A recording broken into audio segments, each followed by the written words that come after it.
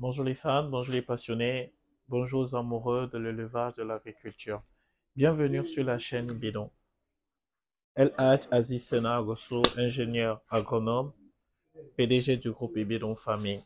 C'est avec un immense plaisir que nous entamons la nouvelle année 2024 avec beaucoup de challenges. Ce matin, on vient de terminer les premières inséminations de 2024.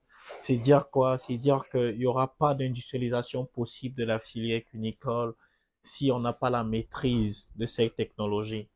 On s'est rendu compte que notre centre, en termes de capacité de production, était de 1000 semences par semaine, mais ce que nous voulons plus aujourd'hui, c'est renforcer plutôt la capacité de formation.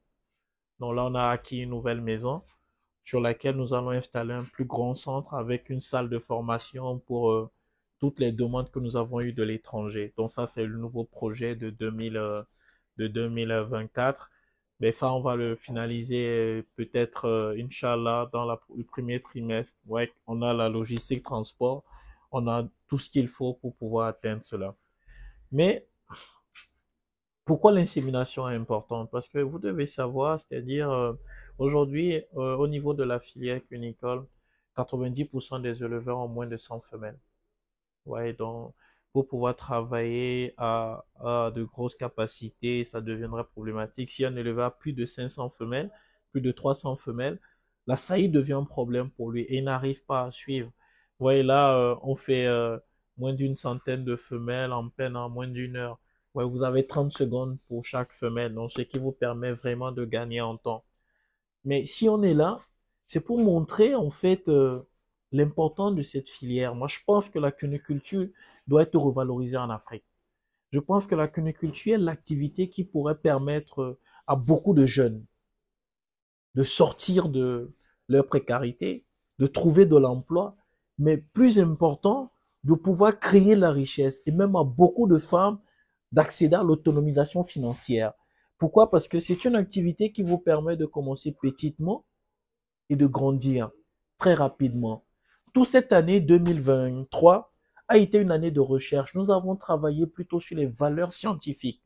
On avait tout un protocole scientifique avec bien évidemment un protocole génétique qu'il fallait mettre en place à travers toutes les recommandations de IFAM qu'il fallait respecter en Afrique et produire les lapéraux de manière du même calibre génétique en fait. Et ça, il fallait valider les procédés. Et quand on connaît l'intervalle entre deux générations de cette gamme qui est à peu près de 9 mois, ça prend du temps, ça prend de l'argent. Et vous ne pouvez pas prendre l'argent des gens pour venir faire de la science. À part si vous avez un financement extérieur. Vous ne pouvez faire de la science qu'avec vos propres sous. Parce que personne ne connaît, les gens connaissent la valeur, la plus-value économique, mais ils ne connaissent pas la plus-value scientifique. Mais il fallait acquérir d'abord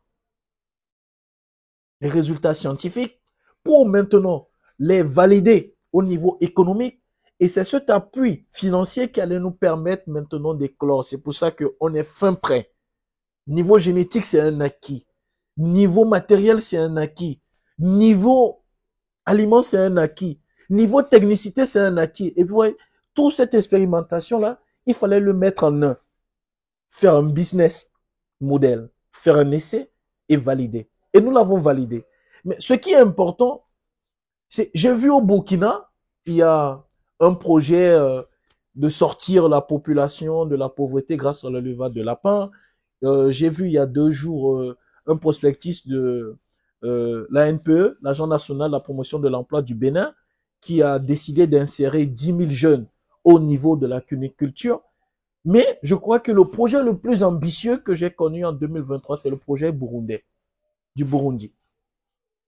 Et ce qui, moi, me fait mal, c'est que quand son Excellence, le chef de l'État, monsieur que j'apprécie, pour qui j'ai beaucoup d'admiration, je parlais de son Excellence Évariste Ndayishimiye, quand il a dit je veux sortir mon pays de la pauvreté grâce à l'élevage de lapins, il a été pris comme un fou.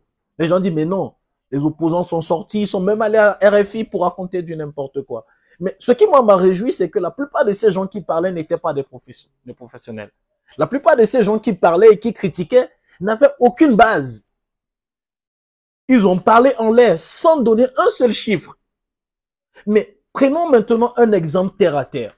Parce que moi, quand je parle, j'aime parler avec les chiffres.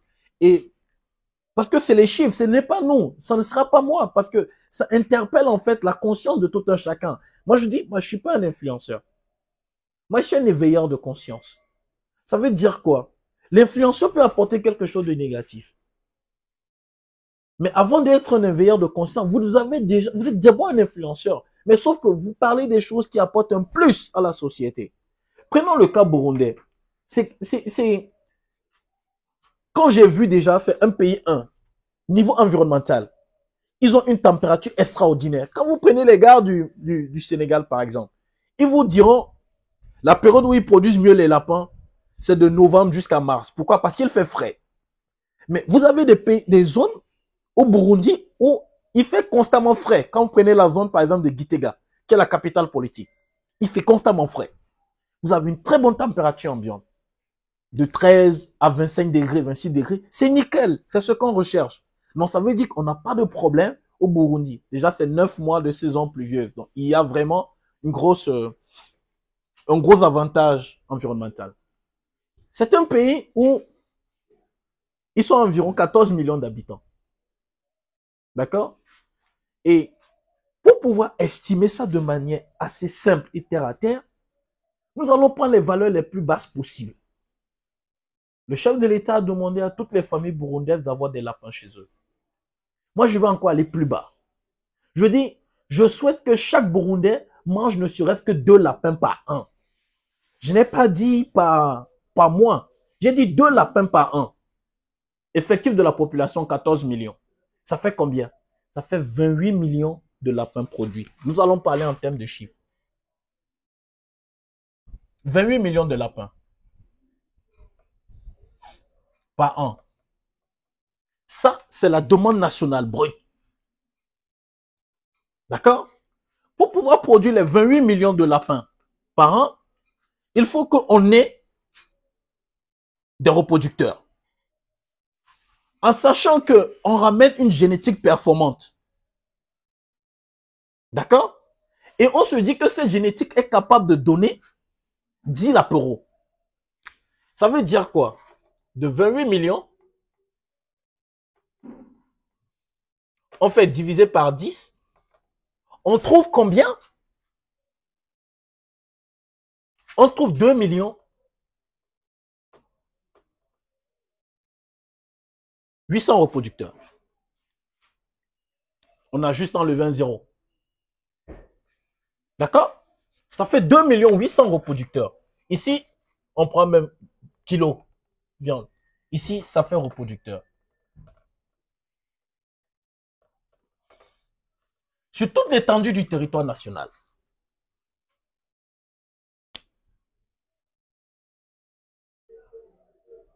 Vous imaginez? Ça fait 2 800 millions. 2 800 000 reproducteurs.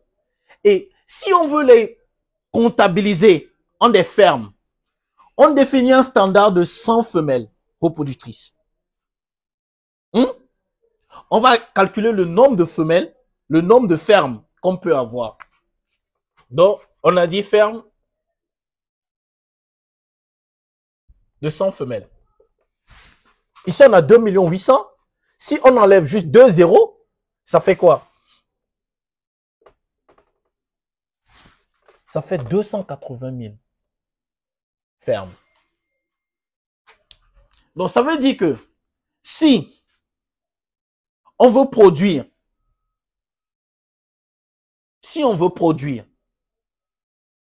c'est bon? C'est-à-dire, regardez, on a ici, il suffit juste, ça fait 28 000, pardon, voilà, ça fait 28 000 fermes. On enlève juste 2 zéros. Donc, il nous faut combien? Il nous faut à peu près 28 000 fermes de 100, en sachant qu'une ferme de 100 femelles, ça fait quoi? Ça fait 2 bâtiments.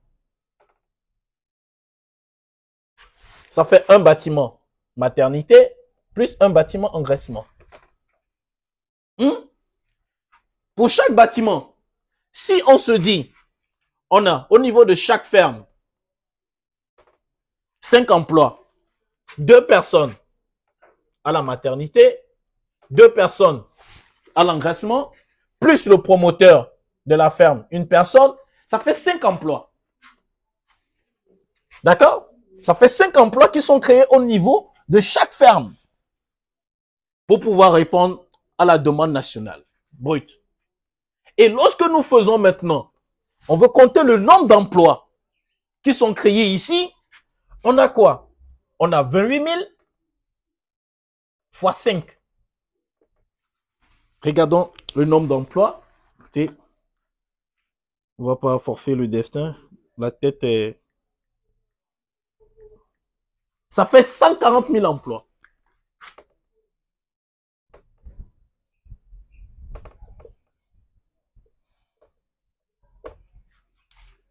« 140 000 emplois qu'il crée. Et pour qu'une industrie comme ça, rien qu'au niveau de la production, il crée 140 000 emplois. D'accord? Mais quel est le chiffre d'affaires? Aujourd'hui, le lapin le moins cher pour la consommation au Burundi est vendu à 20 000 francs burundais. Ce qui correspond, divisé par 5, à peu près à 4 000 francs. Donc, lorsque nous faisons ici pour voir le chiffre d'affaires annuel, on a 28 millions fois 4 000. Les gars, vous-même voyez, ça fait 28 fois 4. Ça fait 108. Non, 112. 112. Ça veut dire que on est à 112 milliards.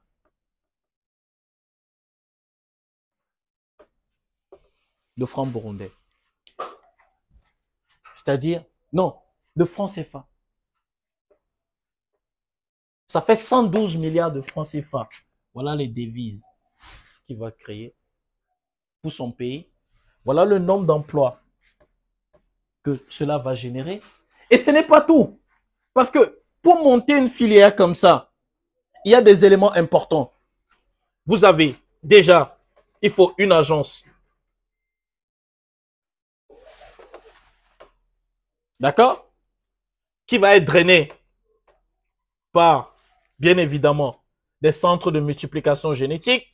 Parce que là, en ce moment, la génétique doit être produite sur place. Et ces centres de multiplication génétique vont ravitailler ce qu'on va appeler des fermes de production de viande. Et ces fermes de production de viande vont produire des viandes pour ravitailler des abattoirs. Et ce sont ces abattoirs-là qui, eux, avec un système de distribution labellisé, qui vont desservir resto, maquis, supermarché, ménage. Et la partie la plus importante, c'est export. Donc, vous voyez, les 140 000 emplois créés ici sont ici. Uniquement ici. Imaginez le nombre d'emplois qui sont créés ici. Imaginez le nombre d'emplois créés ici. Imaginez le nombre d'emplois créés ici. Et imaginez la richesse que cela draine ici. Et ce chiffre d'affaires est minime par rapport à ce que cela devrait représenter parce que ici, le reproducteur n'est pas vendu au même prix que la viande. Et la viande transformée, ici, vous avez des saucisses, vous avez des rillettes, vous avez du pâté, vous avez des découpes. Imaginez bien évidemment ce que tout cela va drainer. Là, on ne parlera plus de 140 000 emplois. On peut parler de 200 000 emplois, rien que sur un seul projet. Le Botswana s'est développé grâce à l'élevage de bœufs. Et aujourd'hui, ils exportent la viande dans les autres pays. La CIPRA en Côte d'Ivoire est un exemple. Le directeur de la CIPRA fait partie des 5 fortunes, des plus grosses fortunes ivoiriennes. C'est du poulet qu'il transforme. Il est sur tous les maillons. De l'intrant, la poussin, l'usine et tout le reste. Et même ici, tout ça là ne va être possible que lorsqu'on aura également aliments et fabrication de matériel sur place. Donc, imaginez une industrie complète de lapins qui est mise au Burundi où on a sur place des centres d'insémination qui vont tourner ici, bien évidemment, des centres IA par rapport aux centres de modification génétique qui vont tourner. On installe des usines d'aliments, on installe des usines de fabrication de matériel sur place. Regardez le nombre de fermes que ça crée. Regardez la richesse que ça crée. Regardez le nombre d'emplois. Est-ce que vous pensez qu'avec ce chiffre-là, il ne peut pas sortir son pays de la pauvreté? On parle d'un élevage à cycle court. Ça veut dire que bien fait, chaque 42 jours, vous avez une production. Si on prend ne serait-ce que ces fermes-là et qu'on a un marché extérieur, rien qu'avec cette ferme-là, la quantité qui est produite ici peut être produite chaque 2 mois. Et là, en ce moment, vous voyez que le chiffre d'affaires de 112 milliards de CFA, je ne dis pas de francs burundais, mais de CFA, devient dérisoire. Ça devient un jeu. En réalité, ce que les gens, il faut qu'on arrête, c'est-à-dire, on a tendance à critiquer nos propres frères. Il faut qu'on change de mentalité. Ce n'est pas en critiquant que vous apportez une plus-value. Ok, lui, il a dit comment on l'aide à réaliser ça. C'est ça qui est important. Et c'est ça, nous, notre travail. Et c'est pour ça que c'est un combat que nous allons remporter. Regardons autour de nous. Il y a de cela 60 ans, l'Afrique avait commencé à avait misé sur l'industrialisation. Mais sauf qu'au même moment, on a eu une révolution industrielle en Europe. La plupart de nos industries ont été fermées, privatisées. Et aujourd'hui, on est dépendant. Si on veut retrouver notre dignité, on doit arrêter de commander à manger. On a vu nos dirigeants aller applaudir parce qu'on a reçu du blé. Mais nous, jeunes générations, non, nous avons des terres pour produire ce blé. On souffre d'insuffisance alimentaire, 40 de ceci, 40 de cela, c'est faux. Aujourd'hui, avec ce projet, on crée la meilleure viande. Moi, je pense que ma plus belle reconnaissance, ma plus belle récompense cette année en 2023, c'est lorsque le chef d'État burundais, devant une assemblée de près de 1000 jeunes, devant les représentants de l'Union africaine, du PNUD, a reconnu ouvertement à me remercier devant ces gens. Ça dépasse de l'argent. C'est ça qui m'amène aujourd'hui à être déterminé à réussir ce projet. Mais vous voyez que c'est faisable. Rien que sur le projet Lapin au Burundi, voilà tout ce qu'on peut créer comme emploi. Près de 200 000 jeunes. Imaginez le nombre de familles. Pour chaque jeune qui sera ici, chaque emploi ici là est une famille qu'on sauve, qu'on sort de la pauvreté. Chaque kilo de viande qui est ici va participer à la sécurité alimentaire de ce pays. En moins de 10 ans avec ce projet, lui, il peut changer l'avenir de son pays. Ceux qui n'y croient pas, vous allez comprendre. Nous, on ne parle pas, on ne prend pas parti pour quelqu'un. On ne prend parti que pour la science, celle qu'on a apprise. Et ce projet de telle envergure va être reproduit dans plusieurs pays. On y travaille, mais c'est la première fois qu'on a quelqu'un qui croit en notre compétence. Ils ne sont pas venus nous chercher directement en Afrique. Ils sont allés chercher la compétence à l'extérieur. Et de l'extérieur, on a dit, il n'y a qu'une société qui fait ça en Afrique. C'est Ibidon Famille. Donc, c'est qu'aujourd'hui, nous avons déjà la reconnaissance de nos pères. Que Dieu nous donne la force, l'engagement et la détermination nécessaires de pouvoir brandir ces nouveaux challenges. Et ça sera le plus grand challenge de 2024. Que Dieu facilite, que Dieu nous donne la force nécessaire de pouvoir accomplir cela. On remercie tous ceux qui nous ont soutenus, qui nous ont permis d'arriver à ce niveau. Et on se dit big up pour la nouvelle année. Il y a beaucoup de projets en gestation. Vous serez informés. C'est parce que j'ai un principe. Je ne parle pas d'un projet tant que je ne l'ai pas réalisé. C'est une recommandation même coranique. Le prophète sallallahu alayhi wa sallam, il a dit, si un projet vous tient à cœur, n'en parlez pas avant de l'avoir réalisé. Mais il me devait, sur ceci, de rétablir l'honneur d'un monsieur qui dans son humilité, n'a voulu que redorer l'image de son pays et apporter une plus-value à sa nation. Je vous remercie et je vous dis à très bientôt. Ciao.